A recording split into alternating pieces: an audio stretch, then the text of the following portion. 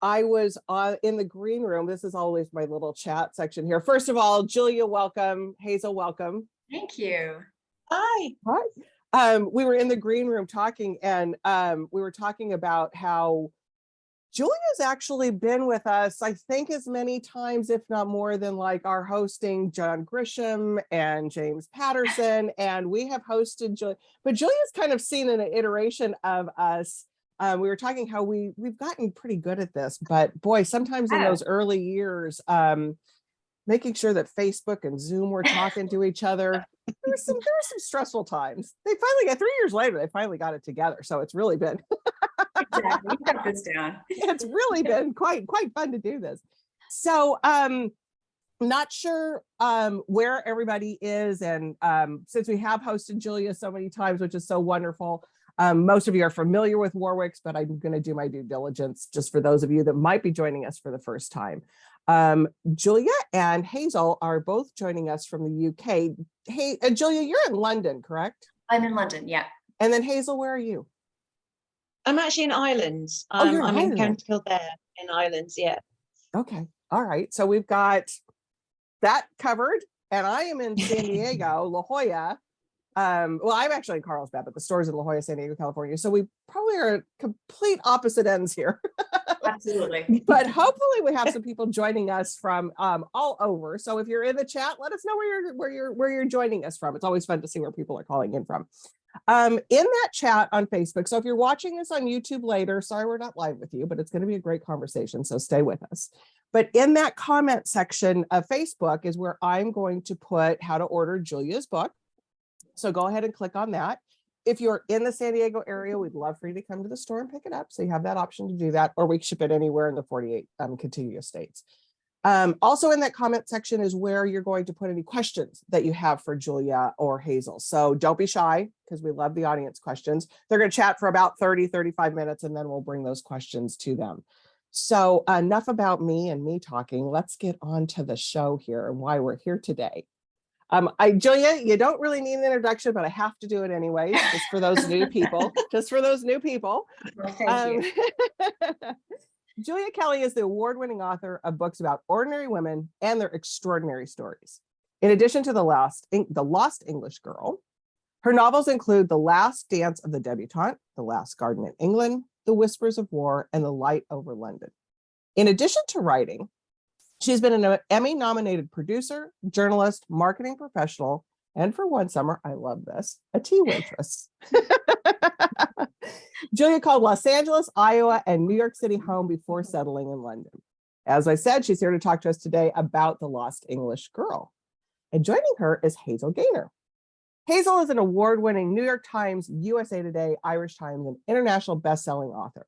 Her most recent historical novel, set in China during World War II, published in the UK, Ireland, Australia, and New Zealand as The Bird in the Bamboo Cage, but in the US and Canada, it's known as We Were Young and Brave, was an Irish Times bestseller, a national bestseller in the USA, and was shortlisted for the 2020 Irish Book Awards.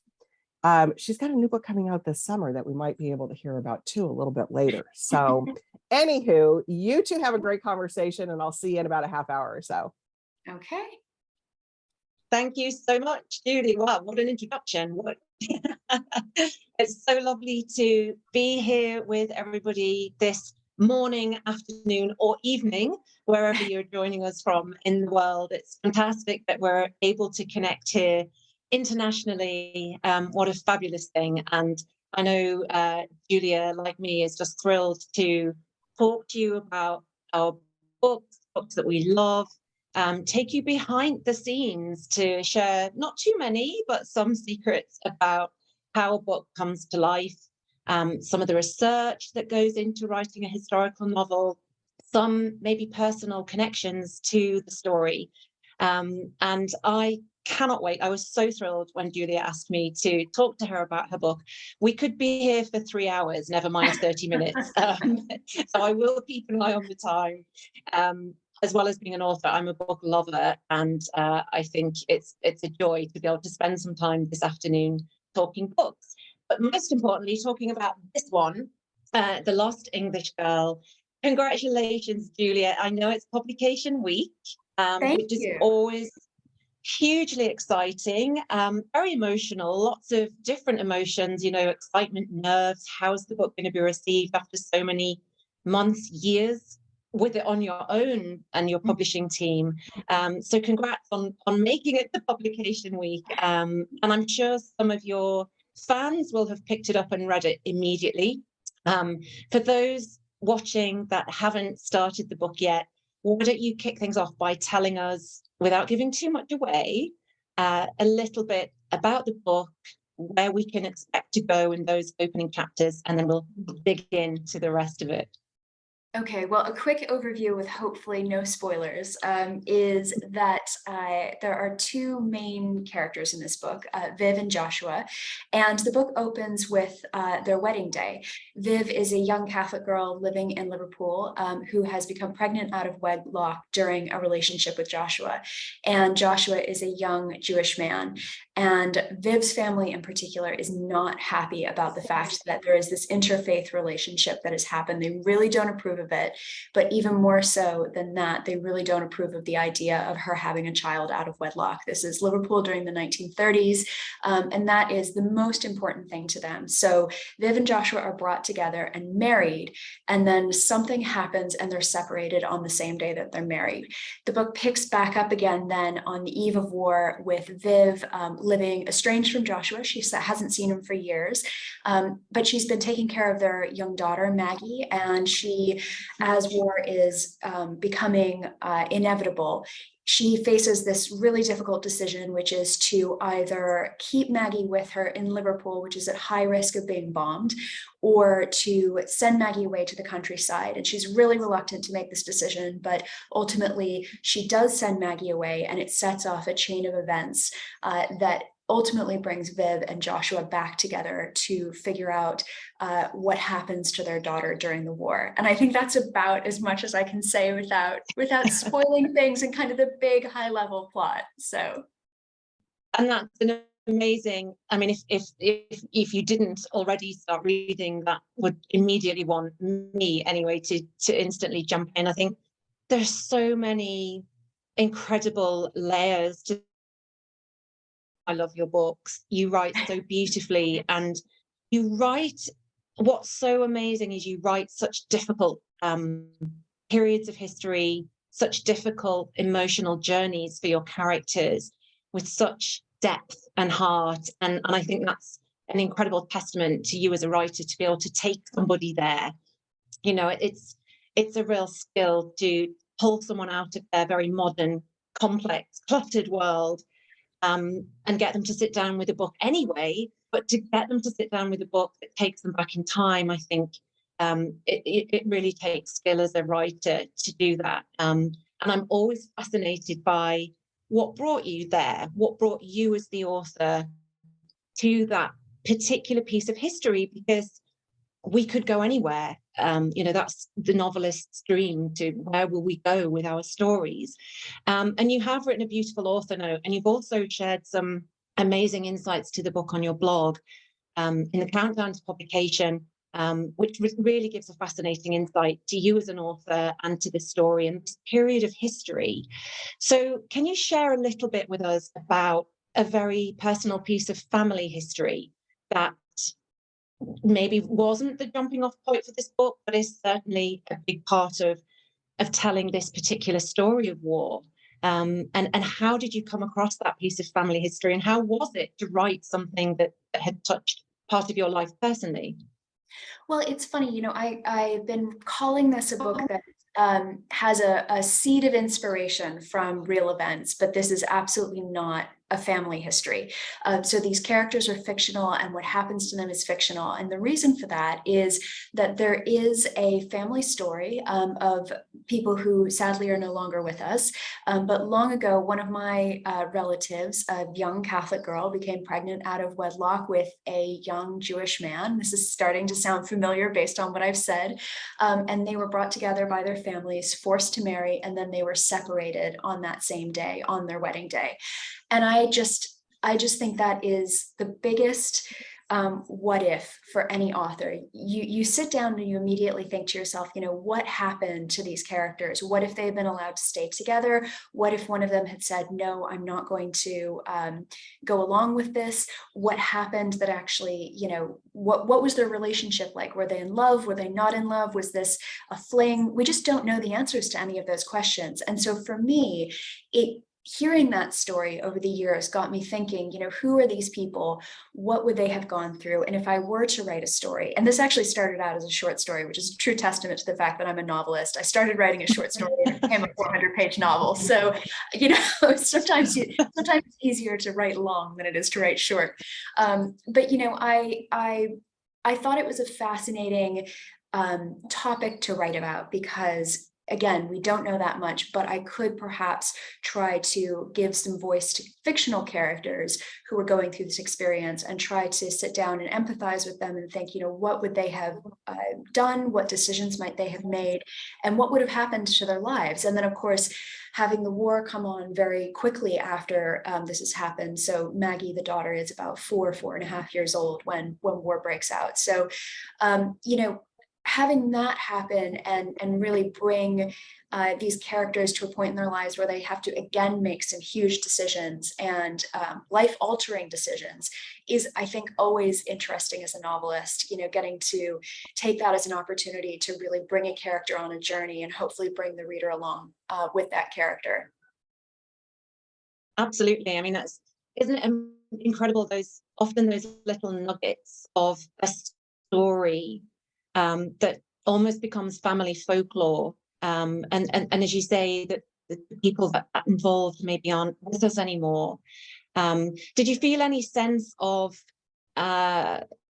sort of stepping on somebody's real history? Did you feel any sense of obligation to, because you were inspired by a family story? Was there an extra layer of, I have to get this right, I have to do this justice? Did that add pressure to you to do that?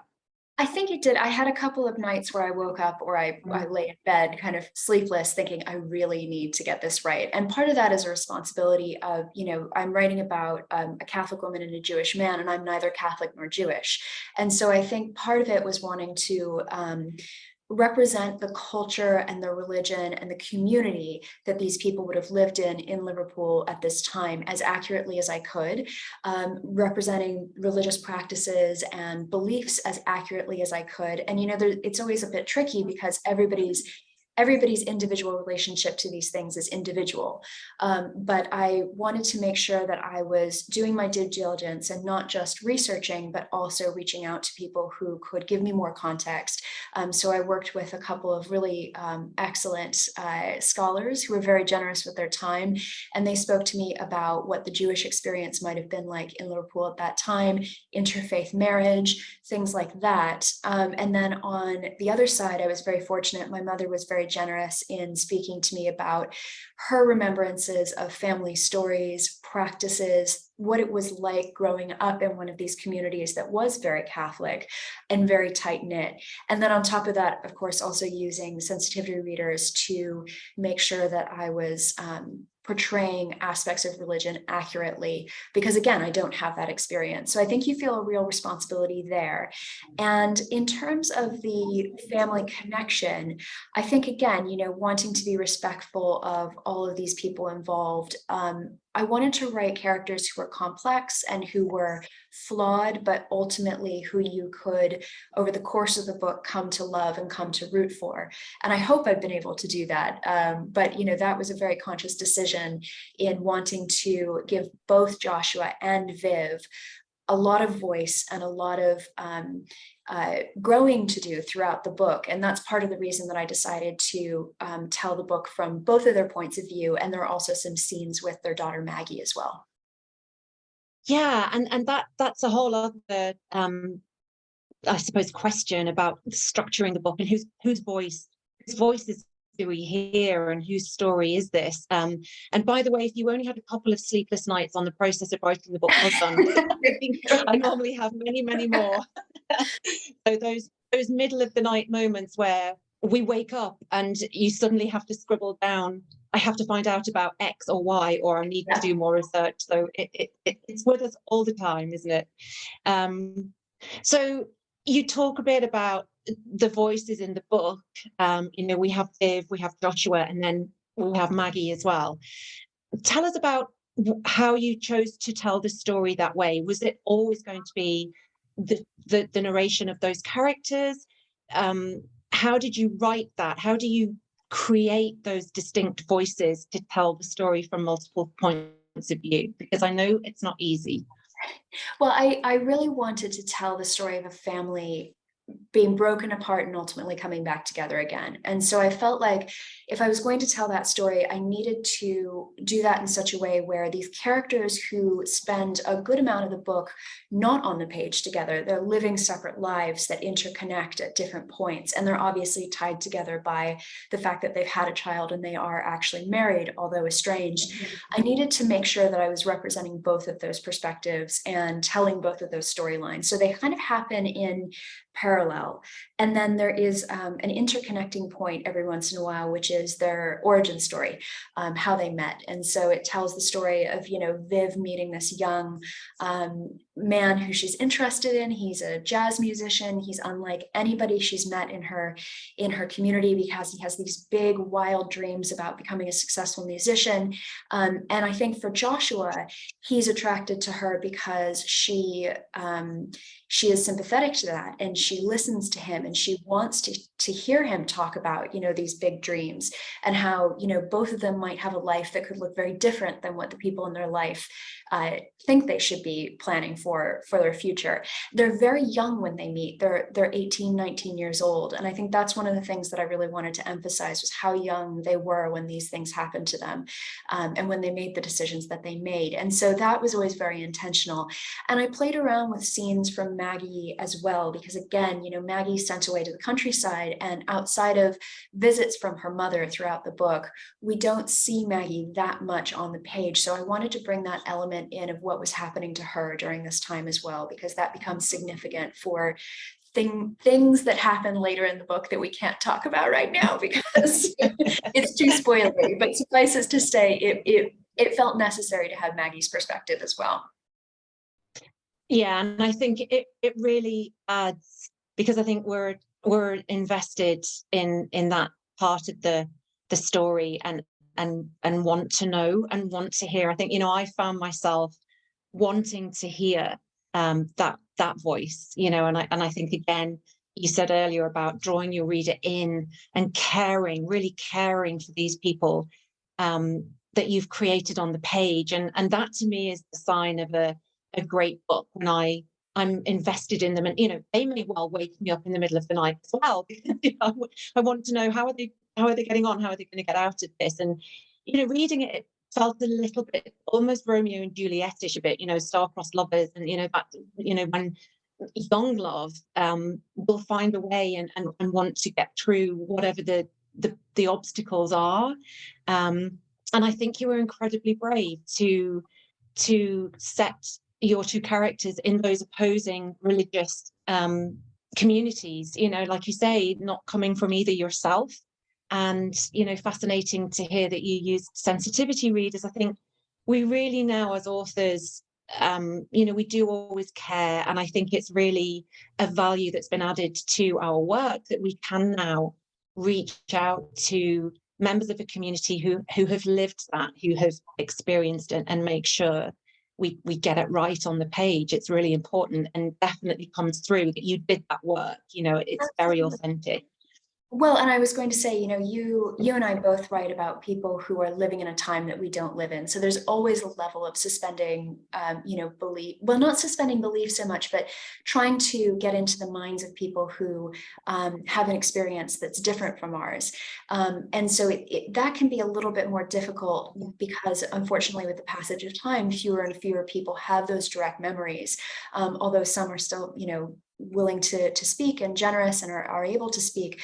But I think one of the things that I'm sure this happens to you as well, you get feedback from readers. You get emails saying, my mother went through this, or I remember my uncle doing this, or, this really affected me because of X, Y, or Z thing. And I think as an author, you understand when a book comes out into the world and touches somebody's life, however that might be, you do have a sense of responsibility to try to be as accurate as possible. And trust me, I have made major mistakes before in terms of, historical accuracy of things. And it happens, it does, no matter your best efforts, something slips through. But I think overall, and I know because we've spoken about this, you take your historical research very seriously, and you take your readers very seriously. And I think that is something that all of us are kind of trying to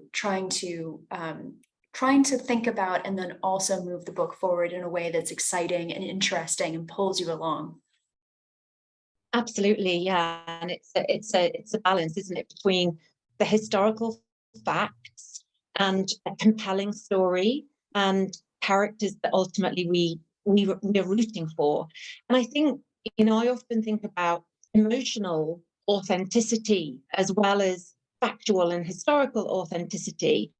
And you, like me, although we didn't know it at the time, both went to the part of the war where people were facing evacuation of their children. Yes. And, immediately I think that creates a real emotional pull. You said at the beginning, the what if is often a big jumping off point for a book. And I think if we try and imagine ourselves in the situation our characters face, or characters we're reading about face, I think that's why we can still connect and relate to history, even though it may be, 70, 80 years ago or further, because human emotions are evergreen. We all feel love, fear, hate, those things don't change. So tell me a little bit about why you wanted to explore, for Viv, an emotional connection to her child, and that you wanted to revisit the evacuations that took place at the start of the war. Tell us a little bit about how that was to create that absolute agony of that decision on the page.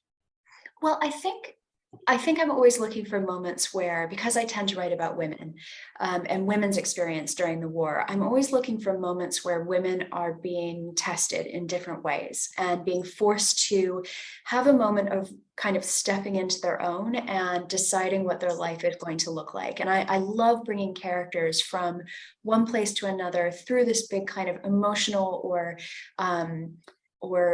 sort of life change where they've decided, no, this is what I want my life to look like, and this is what I'm going to go, I'm going to go after this. And so for Viv, she is living a very constrained life within her parents' house. They disapprove of what she's done in having her daughter, but they're sort of, everybody is living sort of reconciled to the fact that this has happened and they have to make the best of it. But her mother in particular is not happy about it, has never really forgiven her for it. And so I think with me, asking Viv, who has given up so much and sacrificed so much in her life to give her daughter the best life that she can, then saying to her, you need to evacuate your child because of this threat of bombings, which, by the way, in Liverpool, it was heavily hit during the war. And I describe bombings during the book, air raids. And so it turned out that the government was right in thinking that Liverpool would be a high value target for the German Air Force. So, saying to somebody, you need to send your child away to keep them safe, but your child won't be with you. And if you keep them with you, you could be putting them at risk of danger. It's this vicious cycle, right? Because you don't know what's going to happen. You don't know what the future will hold. But if you do keep your child with you, you could be exposing them to something that is just, could put their life in danger. And so I think forcing a character like Viv, who has made her daughter the center of her world, make that decision felt like something I really wanted to explore. And then also this sense that without her daughter there, her life is able to expand and open up, and she's able to make some decisions that she couldn't make with Maggie, with her, and the war opens up other opportunities for her as well. So it's this kind of complex balance of emotions and wanting a better life, and now being able to go after that, but not actually having her daughter there with her. And I think it's really interesting, this idea of exploring the evacuation of children in Britain, because Operation Pied Piper was 1.5 million people evacuated from cities. There were more private evacuations. They think about 3.5 million people in total evacuated. There are so many stories there that I shouldn't have been surprised, but I heard first from Patty Callahan Henry that we were both writing a book about evacuations. And then Patty told me that you were writing a book about the evacuations. And I thought, oh no, are we all writing these books about the evacuations? They could not be more wildly different, and showing different perspectives and different areas of the evacuations, what happened during the war. And I think that in a way, it's wonderful that all these books are coming out, because you can really get all these different perspectives. And almost, we hope, Patty and I were talking about pitching this as a companion series to each other. If you're interested in this, there's so many other stories that you can learn, and so many other places you can go with it. And so I think with The Last Lifeboat, which is sitting on my nightstand right now, and I'm very excited to read it, which is your book, of course, you are going to have some similar themes, I'm sure, but putting your characters in completely different situations. And I think it's fascinating. It really is. And I think, it was very serendipitous, when I heard you were writing an evacuee story, and Patty Callahan Henry's is The Secret Book of Flora Lee, which Yes. I believe is out in May. And isn't it fascinating that we've all used the evacuations during the war as a jumping off point for a story, yet they are all incredibly different in the type of story that we've found. And I think, I'm sure you find the same, that when you find a piece of history, there are so many different levels within that piece or that period of history. And, I think World War II is such an enormous historic event, and there are so many books. I think there's been such an immersion almost in that period of history. No surprise at the minute, because obviously we're coming up to anniversaries. We've had 75-year anniversaries of key moments of the war. And I think that is the point at which we often stop and reflect and look back, and that people who were there want to have their story heard and want to explore their experience. And isn't it amazing that we've got their voices to learn from when we're doing our research, and that there are so many distinct experiences that we can use. And I think it's really interesting that you used Liverpool, because obviously I think most people would associate the Blitz, if we're thinking about bombing campaigns, would think immediately of London. Yes. But of course, the bombs were targeted at lots of key cities and ports throughout the UK. So tell us a little bit about Liverpool. Tell us geographically where it is, actually, for people listening who might not be familiar. And I think when you say Liverpool, people often think of the Beatles. Yes, there are lots of things connected to but you have a very personal connection to Liverpool. So tell us a little bit about that and why you decided to set your story there. So I absolutely do have a personal connection in that it's my mother's hometown. And so, I have very, very fond memories of Liverpool as a child. And then, of course, going as a young adult, I did some study abroad in Manchester, which is not far from Liverpool, in the north of England, we should say. And I also have been back as an adult as well. And I think it's a fascinating city. I think rightly so. Of course, most people think the Beatles when they, or the football club when they think about Liverpool. But it has this incredibly rich history because it is a port. It's one of Britain's, if not Britain's major port, one of Britain's major ports. And it meant that there was this incredible mix of people from all over the world, from all sorts of different backgrounds in this city, living very close to one another in neighborhoods that were, very, in some cases, very tight knit. And so there's a real sense of identity around Liverpool, the Liverpudlian identity, the Scouser accent, all those things.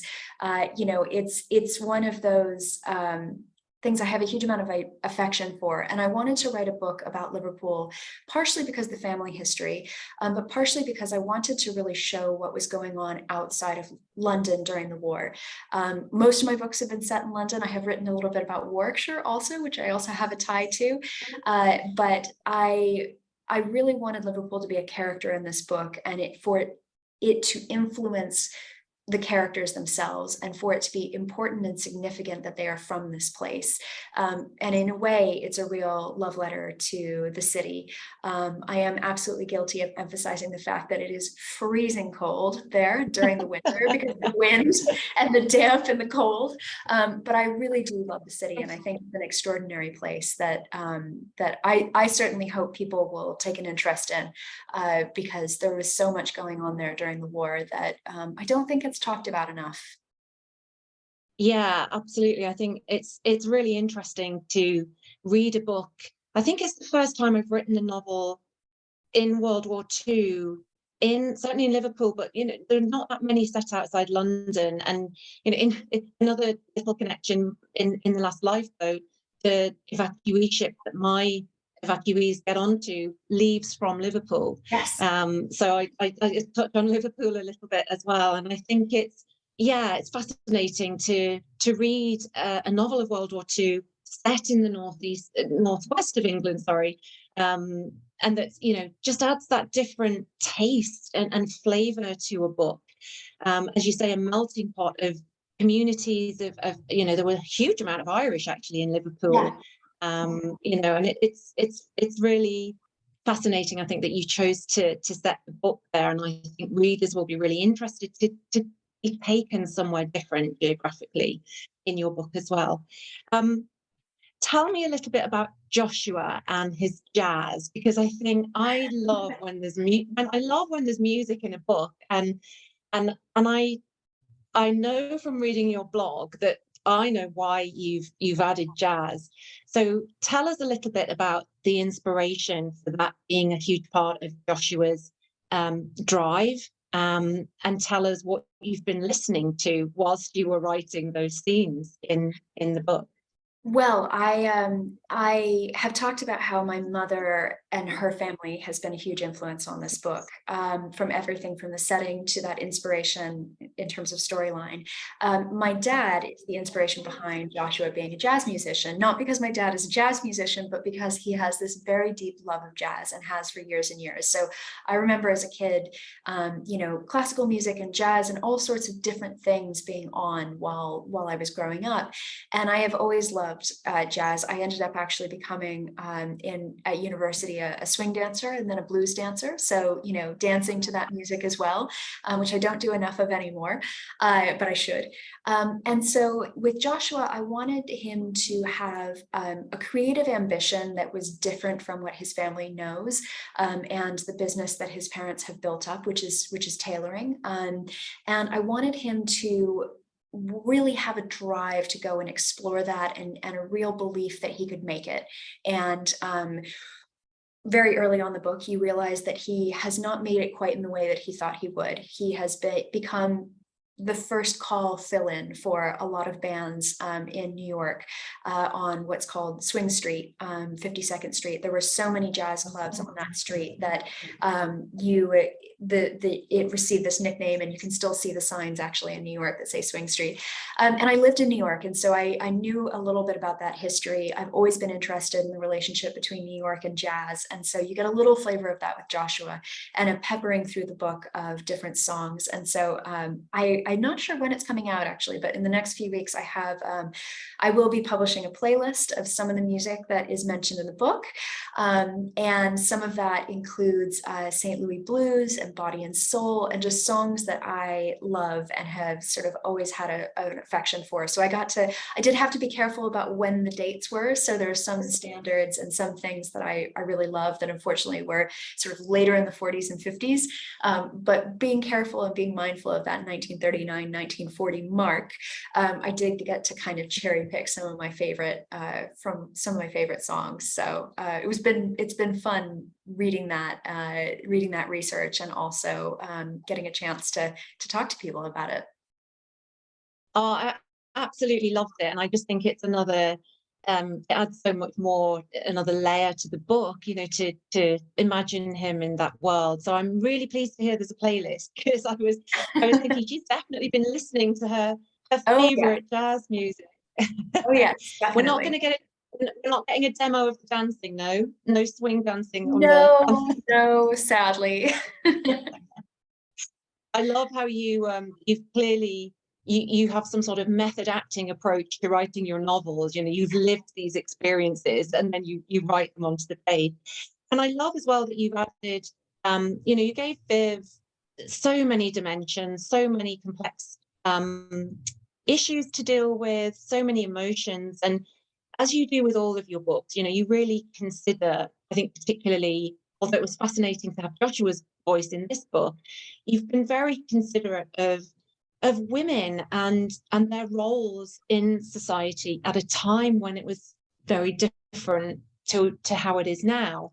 And you give Viv a really interesting role, and you've always given your characters very interesting roles and jobs. And I'm just interested, just tell us a little bit about why you decided to give Viv the role that you give her, and how difficult or easy do you find it to write those emotions and sensibilities of a woman in the late 1930s, when things are very, very different now? How do you, I suppose, keep a modern reader rooting for somebody who's got very different touch points as to what is okay for a woman to do, what's acceptable? Just talk to us a little bit about that.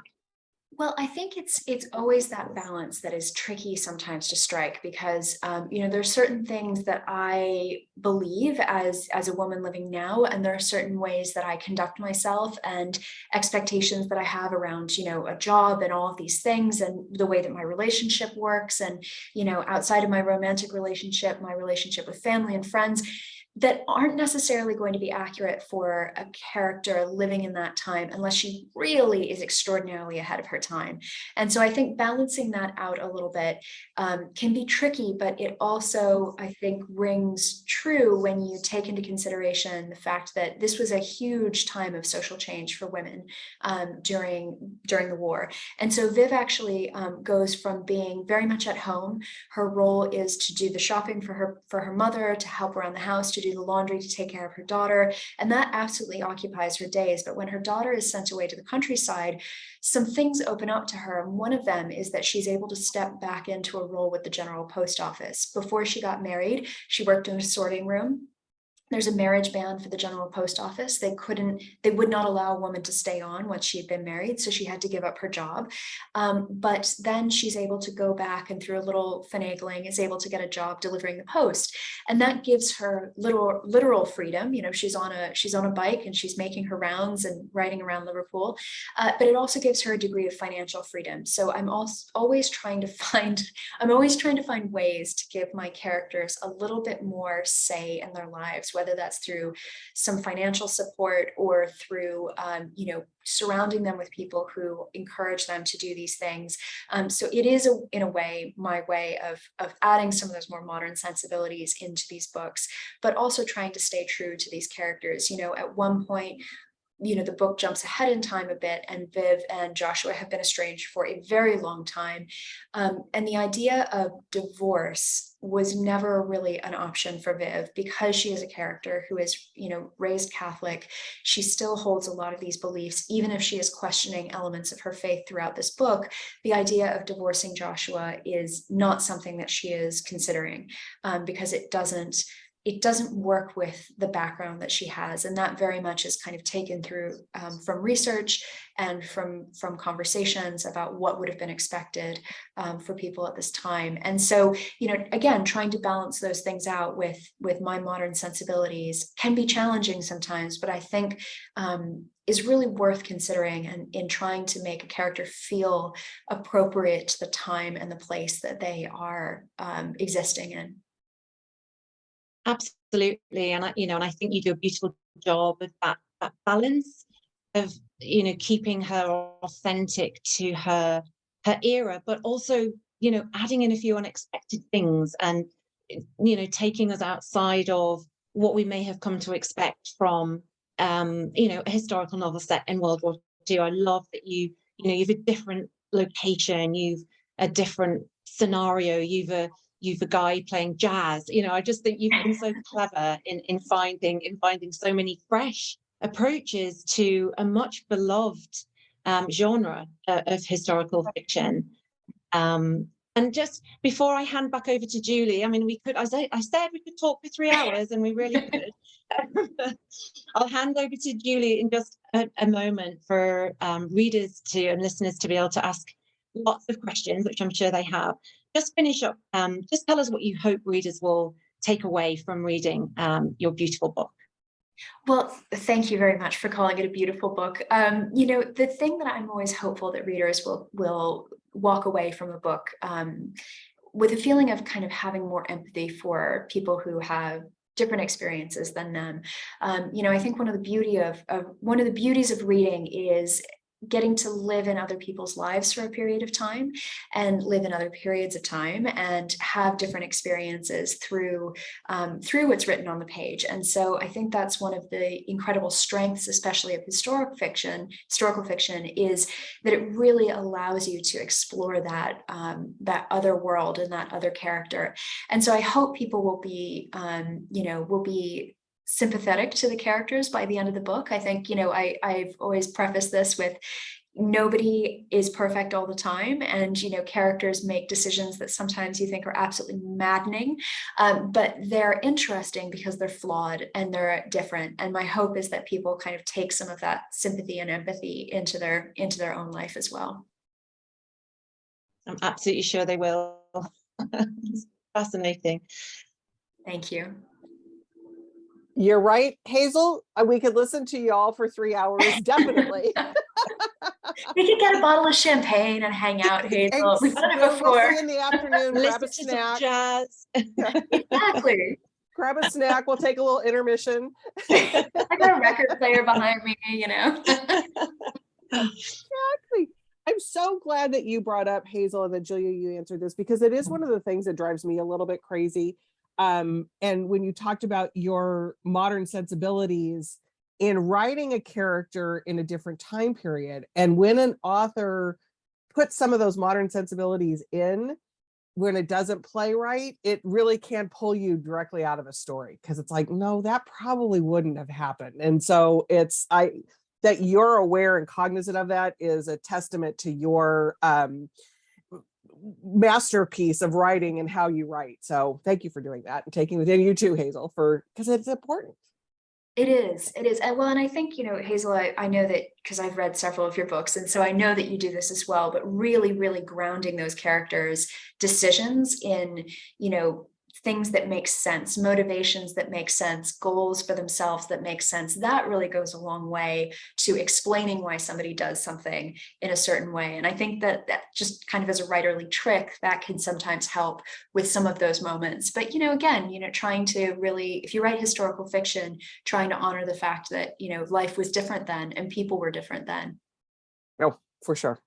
Okay, so when we first started, Hazel, you mentioned international. We do have quite the international audience. We have people from the UK joining us, Canada, all across the United States, North Carolina, Wisconsin, Michigan, Seattle, San Diego. We've got everybody from everywhere. So thank you all for coming in on this. It's been really fun. But we do have a bunch of questions, so I'm not sure I'm going to be able to get to all of them, but we will get to as many as we can. And lots of great comments, Debbie and Sharon and Anissa. So Anissa said she's here for us if we want to stay here for for a 3-hour tour. For the jazz tour. For the jazz tour. So let me scroll up and see if I can find, because there's been so many great comments, and I'm going to, so here's one from Rachel. So Rachel, and this is for both of you. So Julia, we'll start with you on this one. Do you both consciously look for real life events or people or inspiration for your novels? Or do you often stumble across stories that ignite your imagination? So Julia, we'll start with you on that one.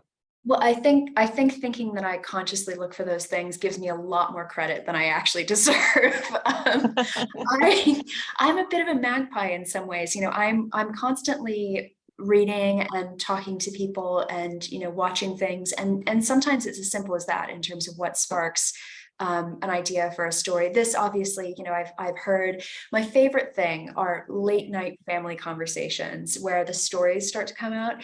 I'm not saying that there's alcohol involved, but sometimes if there's a glass of wine or two involved, the stories get better and better. And one of the great things about both my American and my British families is they're good storytellers. And so, you know, getting to hear some of those over the years definitely helped. But I love reading. I love, you know, all of the different things that I can kind of soak up. And I find often what ends up happening is I'll settle on, I want to write about X, and then I try to step back and figure out who those characters would be, what the research I need to do is. And so often it starts with an idea, and then I kind of build out a book from there. So everything eventually bubbles to the surface. How about you, Hazel?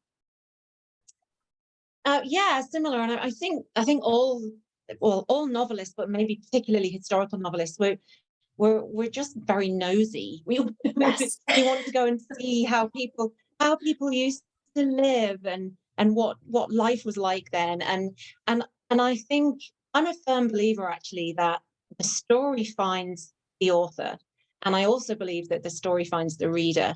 And I think you've just got to be open to ideas. And absolutely, I'm so terrible to spend time with, because I can be watching a documentary or in a museum or just doing anything, and I'll suddenly go, oh, that's a brilliant idea for a book. And suddenly the whole conversation changes. I think we're all naturally a bit magpies. Not every idea that you discover works as a book, and I think it's about learning to let go of ideas as well as being open to ideas. And you know, that's not always easy, but I have a well of ideas that I just hope I have time to get to them all. It's kind of like how we feel about our stack of books. That we hope that we can get to them all. That's exactly right. It's like a to-be-read pile just for story ideas. Exactly. Yeah. And so we have the opposite problem. Yeah. So, which reminds me, when you all were talking about your two books and Patty's book as well, everybody was talking about how it just sounds like such a great three trilogy to read together. It would be really fun. Yes. Because I think it's one of those things too, that the readers too, as you writers do, we pull different things out of stories that we as a reader will think that this is the important thing, or that is, so even though it might be the same subject, we pull different things out of it too. So absolutely. I had a reader once reach out to me and say, it's really interesting how much you put, you know, identity at the heart of this book and sort of what it means to be from two places. And I was like, yeah, that was really smart of me.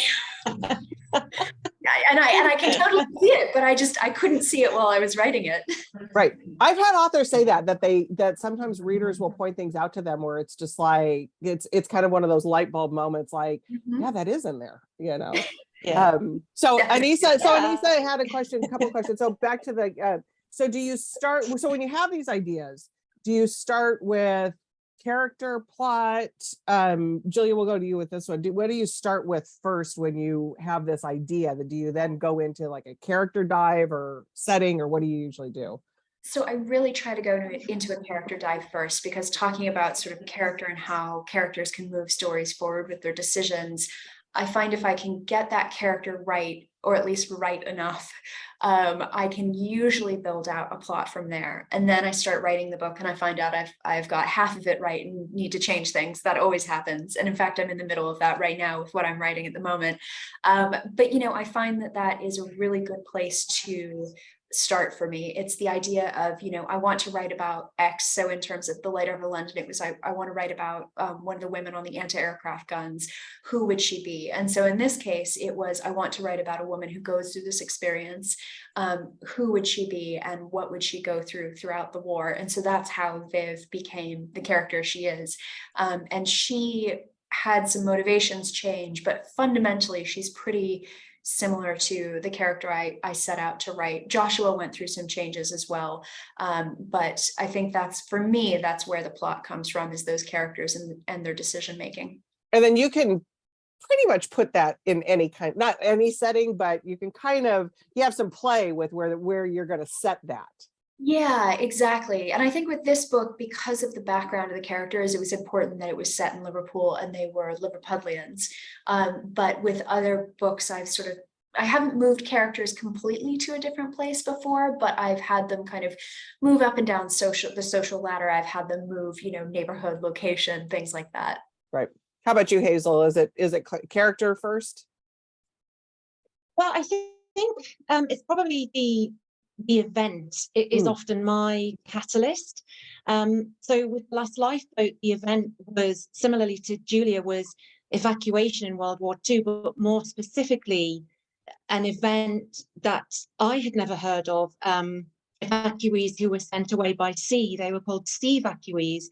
So again, like Julia, you're always looking for what's this untold part of this familiar story that we know.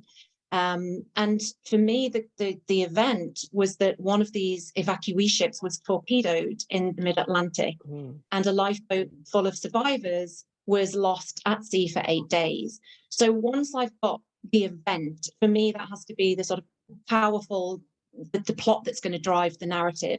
Then I need to know whose story is it. So that's when the character comes in. So I wanted to explore that from the point of view of one woman who's in the lifeboat with some of the children, and the mother of some of those children who doesn't know what's happened to them back in London. So Lily and Alice came to me really quickly.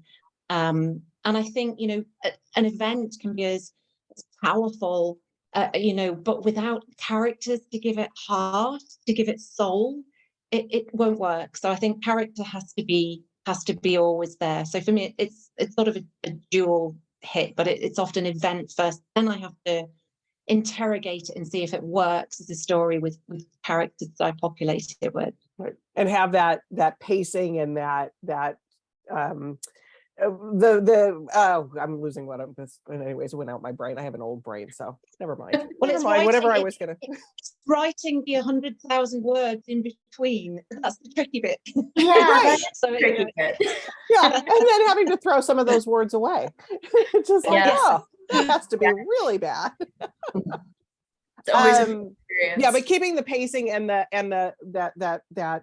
anticipation of what's happening, in the drive. It's that's what drives us. The characters doing that. So Anise sounds good. We're going to change some topics here because I'm seeing questions coming from all over the map. So it's sort of like a potpourri of questions coming at us. So this is for both of you. Hazel, we'll start with you first on this one. Do you sell more books in the US than in the UK or Ireland? And if yes, does this play into the way you write your books? Because she's assuming that the markets are different. It's an interesting question. Really interesting question. Yes, I do sell more books in the US. It's actually where I was first published. So my first publishing deal was with a publisher in the US. So I did everything back to front. And then I got a publisher in the UK who looked after my UK Ireland publishing. So it's really funny. I've always felt that the US and Canada was my publishing home, even though I'm English and I live in Ireland. So I'm very complicated. Does it determine what I write? Absolutely not. I think if I started to allow myself to do that, I don't think I'd be authentic to what I want to write. I really firmly believe that you've got to be really honest with yourself and with your readers. And I think readers are so smart and will always see through anything that's been too more sort of formulaic or has been done for reasons other than just genuinely passionately want to tell this story. So, if it happens to be set in the US, that's purely because the event or the character determined that was the right place to set it. And I would always go at it that way around rather than the other way around. But I'm always just fascinated by how books have different jackets in different countries. And you said at the beginning, in the UK, my last book was called The Bird in the Bamboo Cage. In the US, it was called When We Were Young and Brave. I mean, two totally different books, right? But the same book. And that's very much a publishing thing that's often outside the control of the author. Titles change and covers can change. But it's very interesting how readers often, come to things slightly different But I'm so blessed. I feel so fortunate to have a reach of readers around the world, and I just hope wherever my stories are set that they will engage, and they will love the characters that I write. Yeah. How about you, Julia? US or UK? I love this question because I've never been asked it before, so I have to think about it. But you know, I think for me, I am similar to Hazel in that I was first published in the United States, and then the United States and Canada when I first started writing historical fiction. So I have always had, obviously being American, a strong pull there anyway. But then on top of it, having that be my primary publication area. Interestingly, I'm this funny hodgepodge of publication in the UK. The Light Over London and the Whispers of War, which were my first two historical novels, are published in the UK. The Last Dance of the Debutante is published in the UK, but The Last Garden in England is not. And this book so far is not, although I've learned that even though I live here, it's a foreign rights deal for me. Foreign rights deals are the funniest thing in the book world. And this is getting a bit into sort of publishing business, but basically my publisher goes and tries to sell the rights to publish in other territories to other publishers. And so we may turn around next week and get a foreign rights deal for the UK and Commonwealth, which would publish the book here, or it could be 3 years down the line, or it could never happen. And so it's this funny thing of being an author who lives here, who has release weeks and never sees her book in bookstores because of this funny publication schedule. So, you know, I have a huge amount of affection for the UK. Obviously, I've chosen to live here, but I really do feel like my publishing home is the US, and to some degree Canada as well. And Canadian readers have been very, very welcoming to me as well. In terms of changing what I would write, I've had a couple people ask me that because obviously being here, you know, do I play up sort of the Britishness or anything like that? And I think genuinely no, because there are so many stories that are fascinating to people who I've spoken to here, and things that they just don't know about. There's maybe a little bit more awareness of something like Operation Pied Piper and the evacuations, because maybe there's some family stories floating around in their families. But reading an actual book about it, you know, that is a fresh take for them. And often I'll have people say to me, you know, I did not know this about the war in my own country. And so I find that often I'll end up, you know, there's bits and pieces of language. So, you know, saying sidewalk versus pavement, you know, in the US it's sidewalk, it's pavement in the UK. That's much more of something I try to watch out for in my books. But in terms of changing the story, I just write the story that feels like the right story to write, because I find that it's interesting to readers no matter where they are. Yeah, awesome. And we've had such a great, I mean, we're running out of time, so we've got one more question. There's so many more questions in the chat. Sorry about that, everybody, that we can't get to them all. But you're such a great engaged audience. I absolutely love it. So if you are so inclined, Hazel and Julia, to look at this later, it's some great comments going on in there. So our last question, which kind of relates to it a little bit, is from Sharon. Do you dedicate the books to people that had the story ideas you used? Let's start with you, Julia, on that one. No, I dedicated this to my fiance. Okay. Would you talk about them in the acknowledgements, maybe?